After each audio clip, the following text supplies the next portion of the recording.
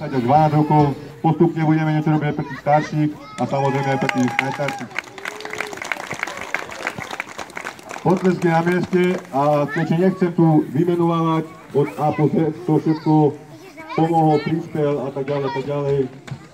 Veľká vďaka patrí všetkým, ktorí akoukoľvek formou pomoci, či finančne, či pracovne, či materiálne, či hociako ináč pomohli a prispeli k tomu, aby sa tu niečo na tejto holej lúke postavilo. Takže dúfam, že to detičky budú využívať.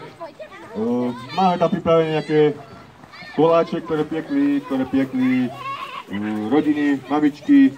Máme tu guláš, samozrejme pre dospelých, aj pre deti, pokiaľ majú záujem. Po skončení tohto akože ceremoniálu si môžete prísť, naložiť, posedieť, porozprávať, čo vás trápi a tak ďalej. Takže... A samozrejme ešte veľká torta pre deti, ktorá je hore na stole.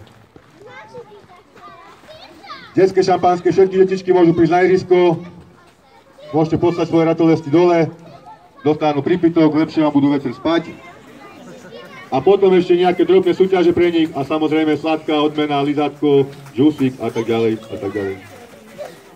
O 16:00, keď Pán Boh dá, bude aj ohňostroj, pokiaľ nebude, tak nebude, uvidíme, takže pokiaľ sa trošku zotmie, môže byť aj ohňostroj. Takže detičky poprosím na ihrisko pre prípitok a vás dospelých poďte si tú kotlu, nabrať gulášik, posedieť si pri stoloch, máme ich iba 3, ale tak nejak sa pomestíme.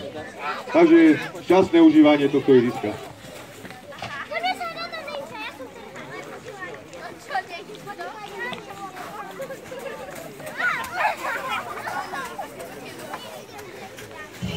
Thank you.